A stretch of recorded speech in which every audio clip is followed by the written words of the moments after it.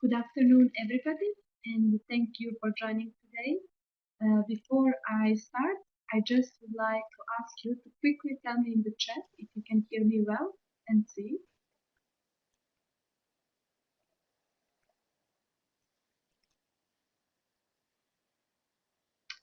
Okay, perfect. I get some replies. Others?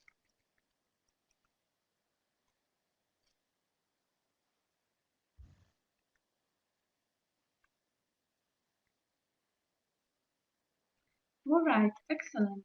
Well, thank you for joining today and welcome. My name is Katarina. I am a Child Hub webinar coordinator and I will be assisting our speakers today with their presentations. We are very happy to have you all here today, and I hope the webinar will be useful for you.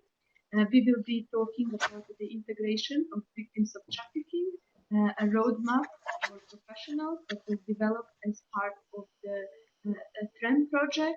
I will not say more details because you will hear this as part of the presentation of Vieta in just a few moments. But before I give her the floor, I would just like to tell also for those who are joining us for the first time today that Child Hub webinars are recorded. This will be the case with this webinar as well. The recording, the presentations you will see today, and also materials presenters will share will be available on our webinar page after this session today in the afternoon. So you can share it with your colleagues who couldn't manage to join us live today. We hope this is useful for you. Also, at the very end, I will share an email with you. If you write us, you can request a certificate of attendance as a confirmation that you were a part of this webinar. We will be happy to provide you one. You have seen already that we had a few polls. Thank you very much for filling in those. Your answers are very important for us. And we will have a few more polls throughout the webinar, so stay on the page and follow closely. Also, as a participant, we kindly ask you to use chat throughout the webinar. Unfortunately, for the time being, on this platform, participants are not able to have a microphone option, so you can use chat. But in the chat, we really are looking forward to your questions and use the opportunity to ask speakers firsthand anything that you would like to know more and they don't mention in their presentations. You can share your experience and tell us if you are familiar with the similar initiatives in your own country or what kind of comments you would have for the speakers. Now, before I continue, I would just like to thank again to the two speakers who will be a part of this webinar today, Nicola Conte from the National Anti-Trafficking Commission of Bulgaria, and Vineta Polatside. She is the head of the Anti-Trafficking Task Force at the Council of the Baltic Sea States. Thank you very much, both of you, for joining us today, and we are looking forward to your presentations. Without any further ado, I give floor to Vineta, and I kindly ask everybody to let me know in the chat if you have any technical problems during the webinar. I will be happy to help you, but hopefully you can follow without interruptions.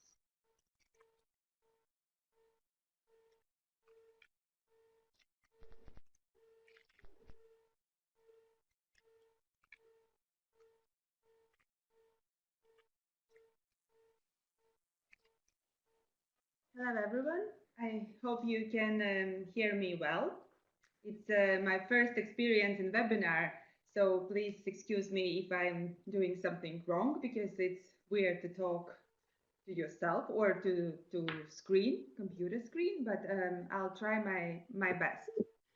And so today I have a pleasure to present you a freshly printed integration roadmap for victims of trafficking among migrants in Finland, Germany, and in Sweden. This integration roadmap looks looks like this, and you will be able to read it or to download on our CBSS website. So this integration roadmap was developed as a part of a project called TRAM, Trafficking Along Migration Routes, Identification and Integration of Victims of Trafficking Among Vulnerable Groups and Unaccompanied Children.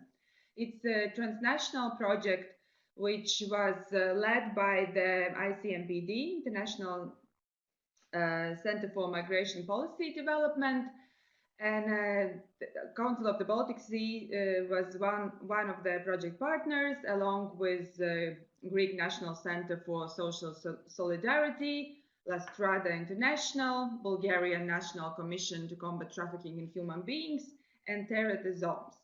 It's a EU funded project, and not to go into details, just wanted to highlight that there were 3 work packages, or like 3 main directions in this project. We started with enhancing the knowledge of migration and asylum and anti-trafficking issues.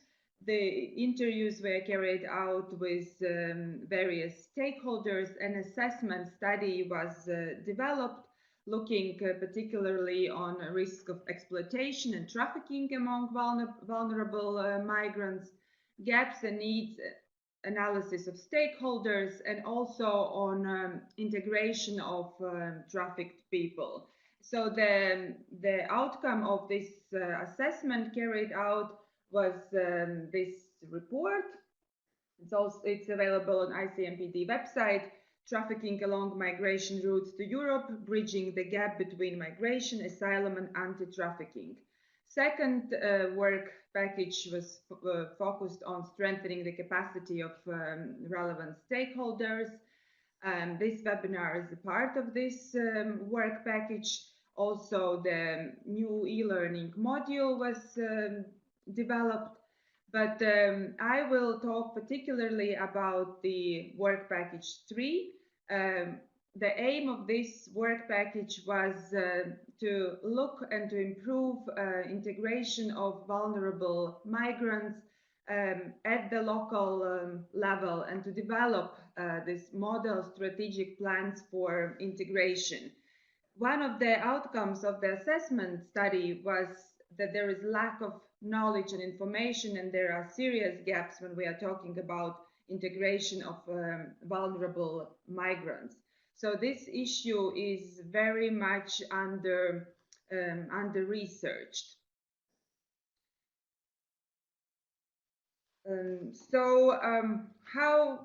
How integration starts? You feel like an outsider. Your previous life seems so distant. You are distracted and confused by new things. There is no one to put you back on track. You all the time doubt yourself. All your insecurities surface and you have to face them pretty much alone. You might not love your new country. The government tells you all the time that it's your responsibility to fit in the destination country. You are expected to speak the language. You are expected to know how things work in your new country. You need to tell your deepest secrets to complete strangers, because this is the only way how you can stay in the country. You do not have time to mourn your losses, your family. You do not have time to process your emotional trauma, because you need to think how to survive and how to fit in. Everything and everyone you know is very far away, and you are aware that you might never see your family or your loved ones again, and you will never be at home again. So this is pretty much how the journey of integration starts for exploited and trafficked migrants, and it's not an easy journey. As a woman from Syria said, naturally, every story of integration begins with difficulty. Integration is not a garment we put on and voila, instantly become German or Austrian or Swedish. It's rather the acceptance of cultural differences and the search for common ground. So we know, we all are well aware that journey to a destination country can be really difficult one, either like with help of smugglers or even traffickers.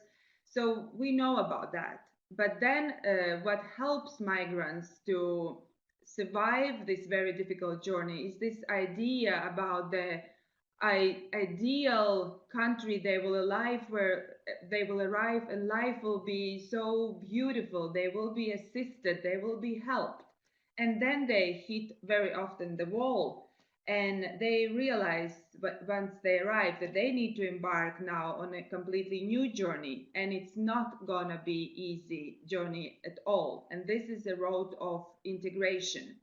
And I just wanted to illustrate you how we in this integration roadmap has showed the integration road. If we can have now the integration roadmap on the screen. Yeah, it's you cannot read as it's quite big, but you can get an idea of the concept. So it's basically it's the integration road can resemble a trail up a steep hill with various bumps and loops and gorges, hidden crocodiles over here, and ups and downs, and so there are various stops one needs to kind of go through as starting with safe accommodation, with legal assistance, financial support, and then higher you go up, then these activities become more, if we can say, maybe more. It's not just the basic level is at the ground, and higher we go, then we hit various obstacles like how to find job, how to learn the language, how to overcome trauma. So there are several checkpoints for involved experts. They need to be aware in order to kind of check regularly where the migrant is at a certain point. And there are several obstacles, and there are also several facilitating factors. So you can find a roadmap on CBSS website, and you can see in more detail what I'm talking about. But now when we are going back to the presentation. So everybody has, of course, different goals, but I think it's quite safe to say that the general aim of the road of integration is for a person to become an active member of the society, economically, politically, and to be economically, politically, and socially empowered. So this is where we are going, where we are aiming at, and in this integration roadmap, we are looking on positive practices facilitating this, and also all the gaps and challenges which need to be improved. So to go directly to main challenges which we observed in 3 studied countries, in Finland, in Sweden, and Germany. Why these 3 countries? Because these countries are favorable destinations for victims of human trafficking, and they have received the biggest number of asylum seekers starting from 2015. So what are these main challenges? When we started to work with this, we realized that it's not going to be an easy task, because simply there is lack of information and data about potential victims of trafficking among migrants, about unaccompanied children. When we are talking about particularly vulnerable group and undocumented migrants, then there is hardly any information at all. There is now also reliable statistics available. So how many people are assisted, how many people are identified, But in general, we see that victims of trafficking among migrants are not really identified. There is this perception this is a vulnerable group, but numbers don't show it, except in Finland, where majority of victims are asylum seekers, and like they are identified through this asylum system. But in other countries, picture is completely different. Long-term assistance and integration measures provided to trafficked persons differs quite a lot, because this issue is within the competence of municipalities and like landers in case of Germany, and standards and available services differ very much because it depends how wealthy municipality is, how what is the level of knowledge and resources. So it's basically geographical lottery. If you are lucky enough to end up in a strong municipality where there are experts who know about this problem, they know how to help and they have resources, you will receive certain services. But in a neighboring municipality, situation can be completely different. There is no one-size-fits solution in anything. So the same goes for integration.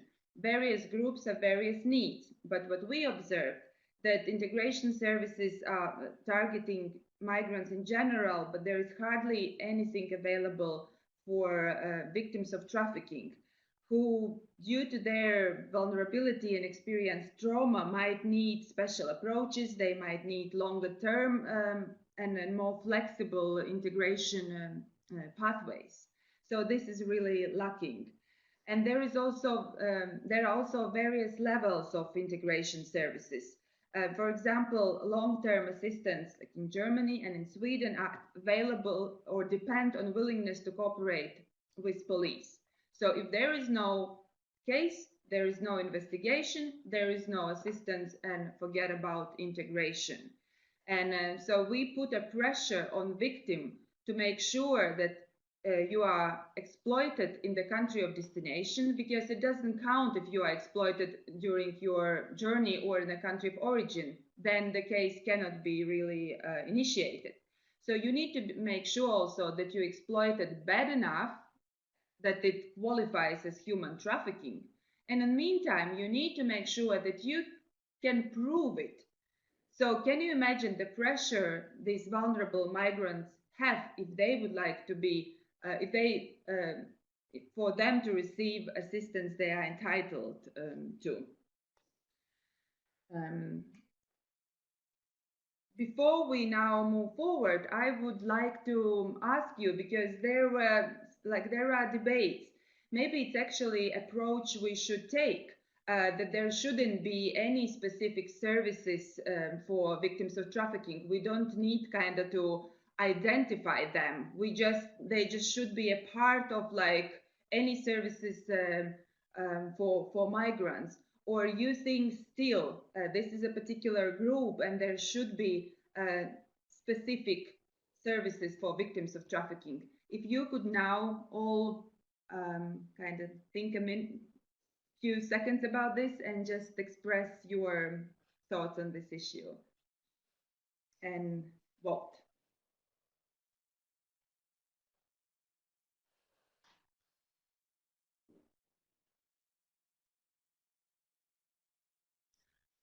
I see that majority, basically everybody, yeah, I see that everybody favor more this approach that victims of trafficking receive also specialized services. Despite like we have had many discussions and there are agencies who feel that this is a not way forward. My personal opinion as well is that these people are really vulnerable and it's not enough just to throw them in the like pool of migrants and hope that they will be able to swim themselves without any assistance. Because whatever we are offering to them, if we don't deal with their trauma, then all these integration services will not be effective. Okay, thank you very much. Now we are going back to the presentation. I'll be very quick because I see my time is running out. So the next challenge I wanted to highlight is this overemphasis on victim status rather than on victims' needs. We talk about victim-centered approach, but we see in practice that your legal status defines what kind of services you will receive. If you are extremely traumatized and really badly exploited, but you are not documented or your legal status is not clear or you don't cooperate with police, you in best case will receive like emergency health assistance, or and that's basically it. So de facto any other help is not available for you. Assistance system is also very fragmented and complicated to navigate. Me living myself like in foreign country, living in Sweden, I'm originally from Latvia, I find it often complicated to understand how system works. But we are talking about people from completely different background and on top of this like vulnerable people. So as one victim of trafficking in Finland said, the social worker told me to meet her in her office, but I couldn't arrive because I couldn't come because I didn't know how to get there. I didn't know how to read a map or how to use buses. So some simple things what we think are natural can be extremely difficult for these people, and we need to keep that in mind when we design integration programs. And most of the service providers still referring to other forms of trafficking but sexual exploitation as new phenomenon, and they mainly are mandated to deal with women victims of sexual exploitation. We see that the services available for men or for families or for transgender people, for example, are extremely limited. There is no knowledge, there is no infrastructure, and for example, housing. In Germany, there is a one shelter for male victims of trafficking in whole country. So these are the areas which still need to be improved. And then on the surface, we can see that there are a lot of new integration initiatives in analyzed countries. But I'm stressing on the surface because when we start looking into figures, how many migrants integrate in the labor market, how many of them have a permanent employment, the differences between native born and foreigners, third country nationals are very, very different. So there is a still very big problem to find a decent job. And one of the main reasons for this is also discrimination. It's a reality in all of the analyzed countries, discrimination from employers, but also the issue which makes this process very difficult is self-discrimination, because these people are even called aliens or undocumented, so something or irregular. And so how the when migrant from Somalia said, she said, I feel that I'm wrongly shaped, that something is wrong with me because I'm irregular. I don't fit into this regular box, whatever box it is. So just before I'm concluding, now we talk about what is lacking, what kind of integration measures are lacking. But then we see in many countries that integration measures become obligatory, that migrants, before to receive any assistance, they need to sign, for example, integration contracts like it's in Denmark, that in order to prolong residence permit, they need to pass compulsory language tests. So it's not exactly a right anymore, but more like obligation. So how do you perceive? Is integration still a right a person has, or it should be an obligation? That if you want to live in a country, then you need to have like to follow all the steps and follow all the rules somebody state puts on you. I see that more people think that it's still a right and we cannot make it as an obligation and force people sign contracts, for example. But yeah, I see that now. And both, yes, because there should be like the whole concept of integration is that it's a two-way process. So you cannot just demand, of course. You also need to give something back. So both parts, hosting society and migrant is responsible for successful integration. So it is a right, and it's could be a right and obligation. Thank you. And just to conclude, I wanted to conclude with a vote, sorry, with a quote by a migrant from Afghanistan. How he said, "My greatest wish is to stand on my own 2 feet." But that's also precisely the biggest problem, the fact that we need assistance in so many areas. So everybody wants to stand on his or her own feet. And it's very difficult also often for people to admit that they need assistance and they need help. And as also the refugee from Somali refugee who now is a well-known author and blogger and speaker said that I for years resisted and didn't accept when somebody called me a victim. I said I'm survivor. And now after like years, I can admit to myself that I'm damaged and I need help. So this is also kind of, it means the person is recovering when somebody can admit that I need help. Thank you very much for my presentation. And I see that I overspent my time. I'm very sorry. And without any delays, I would like to pass floor to my colleague, Nicola Conte.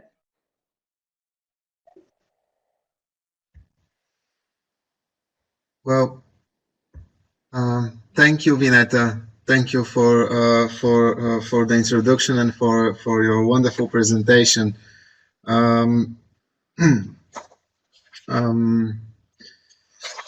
Today, I would like to present to you the outcomes of research and analysis that we on reintegration of victims of trafficking here in Bulgaria that we did at the National Commission for Combating Trafficking in Human Beings with our partners from ICMPD. The research was done in the frame of the Bulgarian Swiss anti-trafficking program. And more precisely in the frame of the National Commission for Combating Trafficking in Human Beings project, Swiss Bulgarian cooperation in identification and long-term assistance of children and adult victims of trafficking in human beings. The project, of course, was focused and concerned victims of trafficking here in Bulgaria, but I think the outcomes of this activity, of this research and analysis that we did, are relevant not only for the victims of trafficking in Bulgaria, but also for the general group of victims of trafficking among the migrants. And I try to make the reference with this group, and I'll try to share with you what I think is relevant to as well for the target group of the Trump project. Basically, the involvement of our partners, ICMPD involvement in this project activity was in 3 stages. First, we asked them to research, to make a research on the international benchmarks for post-shelter case management and case monitoring on victims of human trafficking. Then we asked them to conduct an assessment on the long-term reintegration services and assistance provided to the victims of trafficking here in Bulgaria.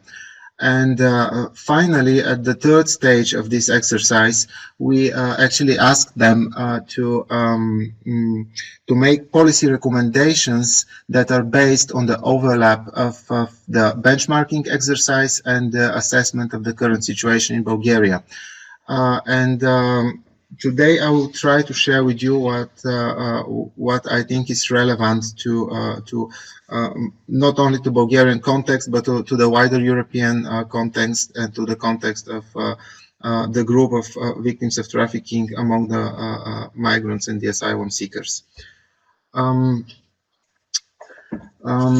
First, we found with regard to reintegration of adults victims of trafficking, we decided to separate two groups of recommendations. So the one is concerning adult victims of trafficking, and the other child victims of trafficking. So with regard to the first group of recommendations, we found that we have to study the need and the feasibility of further specialization of the accommodation options for victims of trafficking by their profile, by their age, as well as by the form of exploitation. With respect to that, we found as well that we have to enable assistance that is adapted to the specific needs of men who are victims of trafficking, including safe accommodation, something that was lacking for many years in Bulgaria, and we just recently in July 2017 we were able to accommodate for the first time male victims of trafficking here in Bulgaria. We also found that the need to continue to provide psychological help from the very early stage throughout the entire reintegration process of victims of trafficking, and we found out also that the services we need to provide these services continuously beyond the period of which the victim is accommodated in our shelters, but also beyond that, while the victim is trying to go on with his or her life. We also found that we have to provide a regular ongoing training for state institutions and NGOs who are involved in the process of reintegration of victims. And this is crucial for updating their capacity and updating their skills and knowledge on what is needed and when and where is needed. Further on, with respect to the reintegration of adult victims of trafficking, we have established that it is critical to offer educational and vocational courses for victims of trafficking that are flexible and that are geared towards their specific needs and abilities at the various stages of the reintegration process. We also found that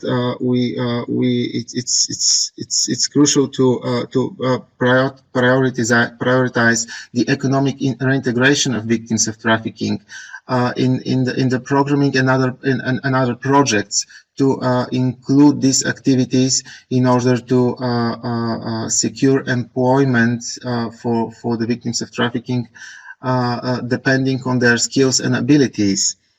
Further on, we have established that it's important to conduct sensitization and awareness raising campaigns targeted at employers, and this is something that is linked also with what Vineta said in her presentation earlier. it is crucial to conduct these awareness raising campaigns targeted at employers and the general public on accepting and supporting the victims of trafficking throughout the whole process of reintegration. What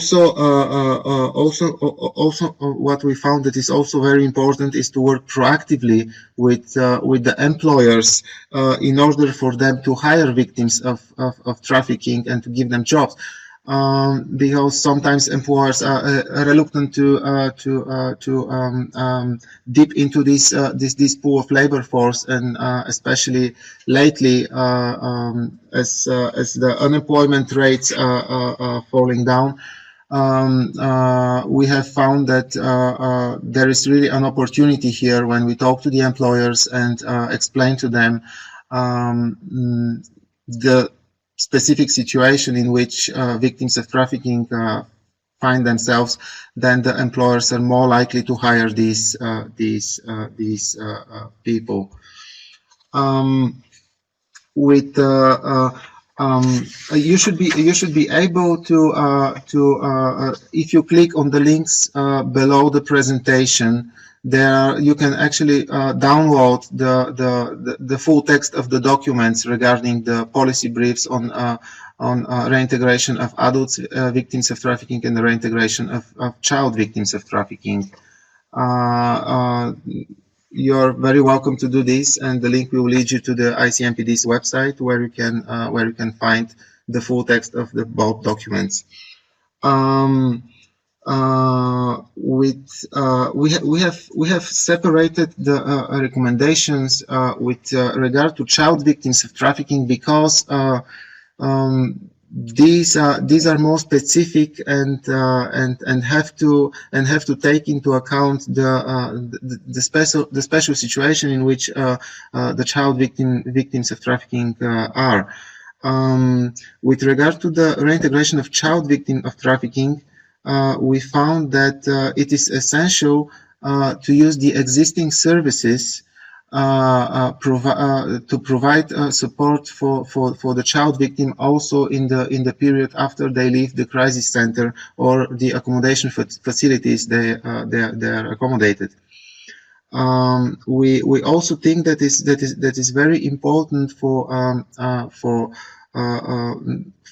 the medical care and psychological assistance to be accessible for all trafficked children systematically, and this should be included into the state healthcare system with no further hindrance for the children, even if they are not insured and so on.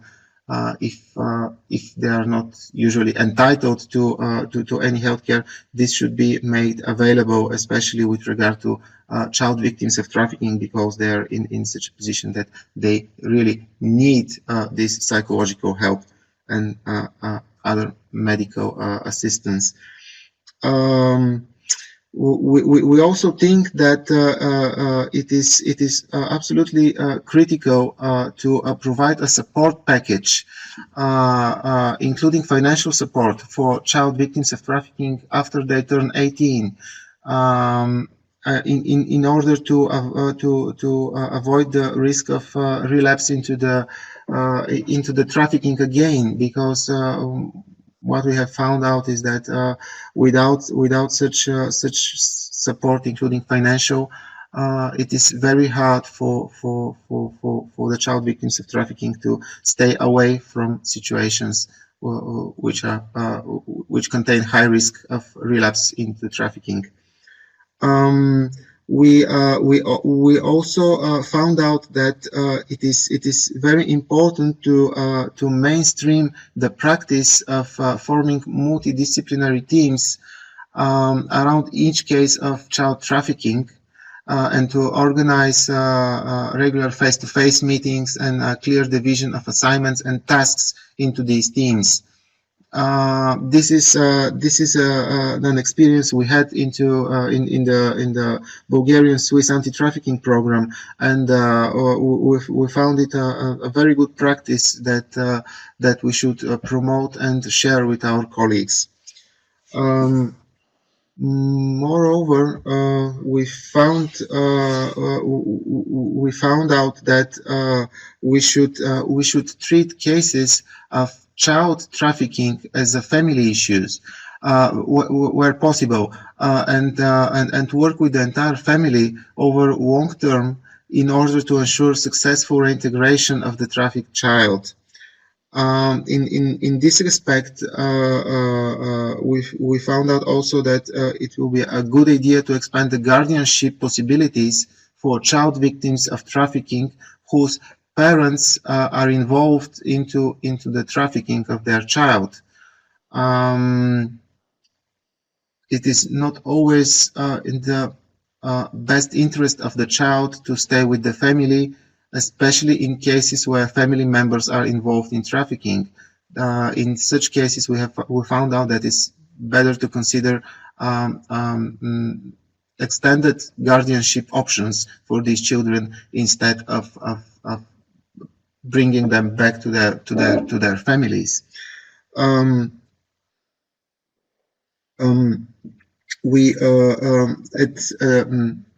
We also found out at the end that it is a very good idea to conduct sensitization and awareness raising campaigns among the teachers and the school children as a prevention tool for this group of victims for this group of potential victims of trafficking.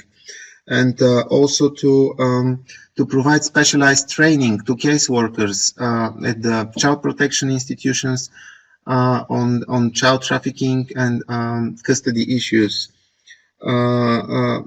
This is very important element of the effective reintegration of child victims of trafficking, because we need to make these professional, these case officers make familiar and to update their knowledge and to give them an update on the latest options available. For example, when we introduced the service for men victims of trafficking, many of the field workers didn't knew that we have such service which is able to accommodate male victims of trafficking. So it is precisely through these trainings and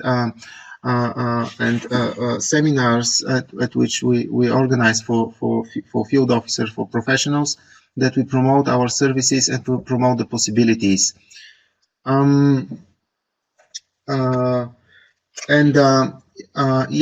Something that we also developed with our colleagues from ICMPD. These are I have included here two screenshots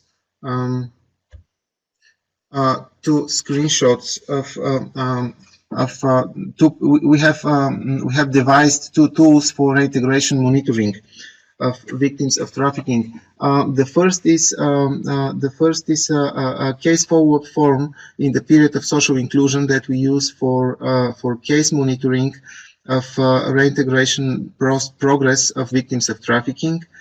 And the second one, which is also very interesting, is a case management tool that we use to monitor the implementation of a national referral mechanism. I know that not every European member state has such national referral mechanism, but in these countries where such national referral mechanism is present, it is a very useful tool to monitor the progress of cases between different stages and or between different organizations and agencies. I have included here two screenshots of the tool. This is the first tool. Here the caseworker can basically check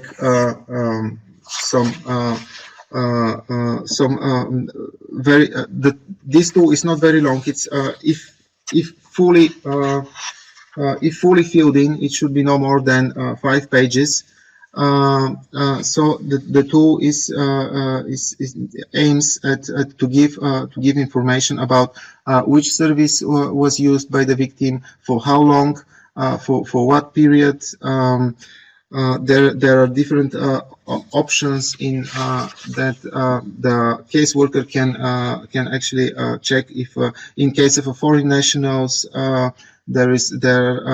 here is present the information whether what kind of residence permit this person is holder of, what kind of work permission he has, what is his financial means, is he in the is he claimed financial compensation as a victim of the crime human trafficking, and so on.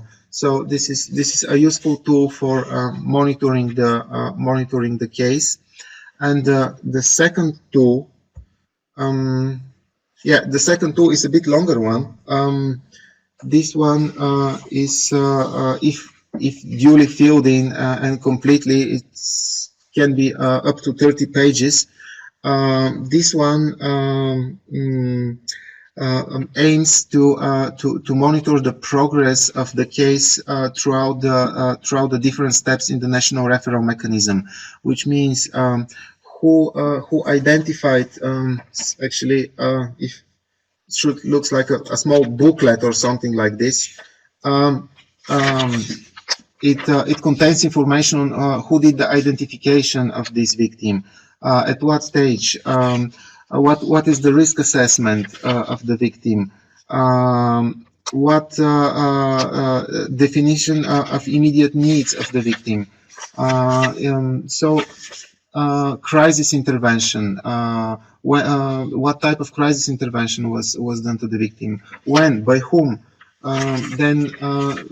It contains information about everything that happened with this victim at every each organization throughout the national referral. For example, if one organization has identified the victim, he fills in the relevant information. Then the file, this booklet, is actually in electronic form.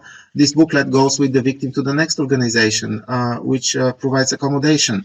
It's duly filled in the next in the next step throughout the accommodation period. After the accommodation in the post-shelter period, there are also sections who are filled in by the social workers and the case workers who follow up the case. So in a nutshell, this is what I can share with you about our experience with monitoring the post shelter and the recommendations and the monitoring the post shelter period of the reintegration of victims of trafficking. So I hope my presentation was useful. Hereby I will pass the floor to Katerina. Maybe if you have any questions, please feel free to ask them. Thank you. Thank you very much, both. Speaking. I hope you can hear me. And really, indeed, interesting presentations from both of you. Thank you very much. I hope the others find it interesting. And please feel free to write your questions and comments now. I am very curious. You all come from diverse countries. What are your experiences? If you have anything similar to what you've just heard, or if you think it could work in your country and it is in a way a good practice that you could consider. Let us know in the chat. For the time being, we have two questions so far, and the first question is for Vineta after her presentation. The question is the question is if you, Vineta, can elaborate as part of your research, if you have identified any integration assistance provided by private sector, for example, training and job placement. Maybe you can reflect briefly on what. Yes, sure. It's indeed very good question because it's very important if we are talking about labor integration that private sector is involved. We have identified various good practices These practices are illustrated in the roadmap, so you can just read a bit like in details. But just to name, for example, Porsche in Germany, they have a special program for migrants to train them to provide integration courses, also courses about German culture and language, but with an ultimate goal that these people will stay working for Porsche. And most of the people who undergo this special program also stay to work in Porsche. Also, for example, there is a special program in Berlin where museums are recruiting migrants as guides. They are training them about German culture, and then again, migrants can contribute to the work of the museum by telling about their background, their culture. So they work as guides. But the problem is that all these programs are for migrants who have some kind of education and qualifications. But as victims of human trafficking, sometimes have low education, sometimes they might be even illiterate and highly traumatized. There is hardly any program which focuses on these victims of trafficking to help them with basic things, and only then can move towards something a bit more advanced. So this level is not really, we did not really find any examples. Thank you. Very interesting, thank you. I wonder, maybe is it too big stretch to ask Nicola if you have anything in Bulgaria that is developing in relation to this?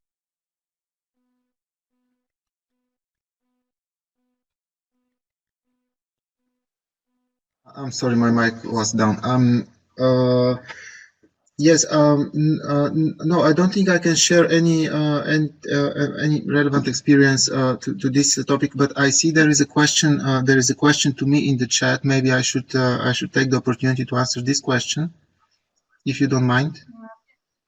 Maybe I read it for everybody so that we know which question we are talking about. The question is, in case their family involved in trafficking, do you consider alternative care option for the form of family-based care? How do you operationalize BID on a child? So please feel free to answer, and the rest of you please ask questions now. Thank you very much. Yeah, thank you for this one. This is indeed a hot topic, because at the end, when we're talking about custodial issues and the end decisions lays in the court. So if we want to protect a child victim from parents who are involved in trafficking, even if they are sentenced with actual sentence by the court for trafficking, then it is again a decision of the court to assign the child to a specialized service, and there are sometimes cases when we know that the family is involved in the trafficking, but there are not sufficient evidence for the court to sentence the traffickers, which are family members in these cases. Which is a very uncomfortable situation, because there are no grounds for the court to take the custody of the child out of the family and to give the custody of the child to service. In these cases, then we, as the National Commission for Combating Trafficking in Human Beings, we try to collect evidence and to even to convince the prosecution then that is sufficient evidence for these persons that they are involved in the trafficking, even not as direct perpetrators but as collaborators, and so on and so on. So every case is it's different, and every case is specific to the certain circumstances to the case, but it's every time it's a fight to protect the child when family is involved. Really, it's a court battle to protect the child from the family. But the second part of the question was, or rather the first part of the question, the family-based care. Yes, in fact, all our services are as type of family-based care. I guess in the way you mean it, like in a family of two people to adopt the child. No, I don't think this is a good idea in the cases of victims of child victims of trafficking, because these are children who need very specific assistance. The, these are children who really need psychological help, and this type of help, this type of support, especially to children who are so vulnerable, can only be provided in a specialized environment. Meaning that I don't really think that it's a good idea to send a child which is a victim of trafficking to a family environment in the way you mean it. But our crisis centers for children, they are we are obliged actually by the Bulgarian legislation to mimic the family environment. So our crisis centers are for small group of children. We don't rarely accommodate more than 5 children at one service.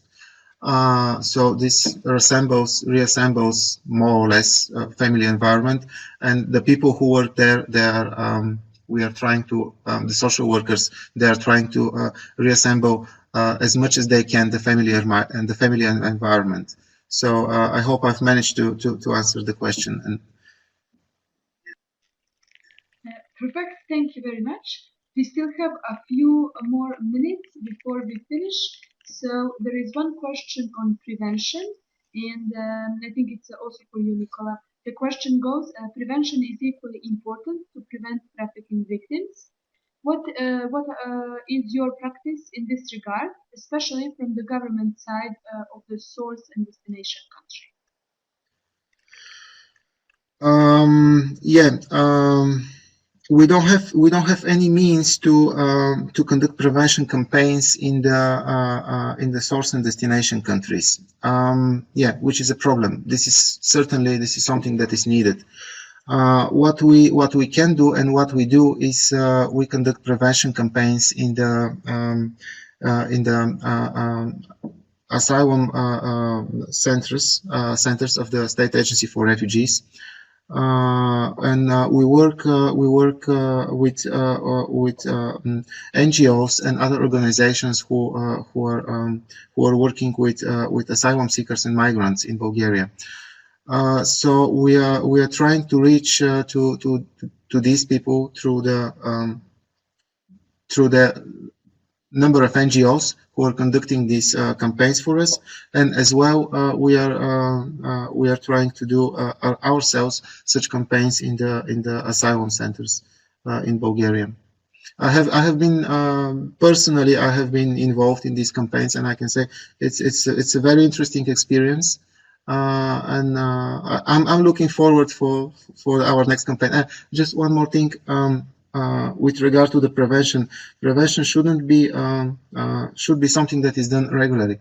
It's not something that we can do once or twice per year and that just tick the box and say, okay, we have done this. It's something that we periodically, every now and then, we have to visit the camps and talk to people, even not firsthand, but through translators, but through interpreters. But it's something that needs to be done every now and then, and because the situation is dynamic and the people in the camps, when I go there after 2 months, then I don't meet the same people. There are different people there, so every now and then we have to go there and conduct these prevention campaigns ourselves.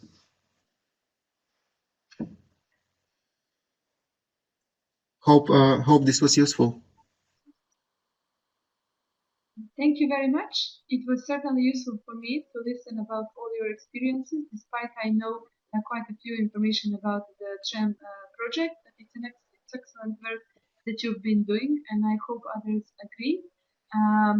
Thank you very much all. Before we continue, we still have two more polls for you. We hope you can give us your opinion on. And what I mentioned at the beginning is if you would like to receive a certificate of attendance for this webinar, you should write us to this email, which you can see now in the chat, and we will send you one. Just to mention that you would like to receive a certificate. Thank you very much both to Nicola and Vineta. It was very interesting. And thank all of you for joining us today. If you are new to the Child Hub activities, you can find in web links the page for Child Hub webinars and the newsletter. Sign up and you will make sure to stay updated about both Child Hub and other webinars that are available on child rights and child prevention topics. Thank you very much, both of you, once again. It was really excellent, and I'm looking forward to the next webinar in the future about the next phase of this project. Thank you so much, everybody, and have a nice Thank day. you. Goodbye. Thank you, you too. Thank you very much. Bye.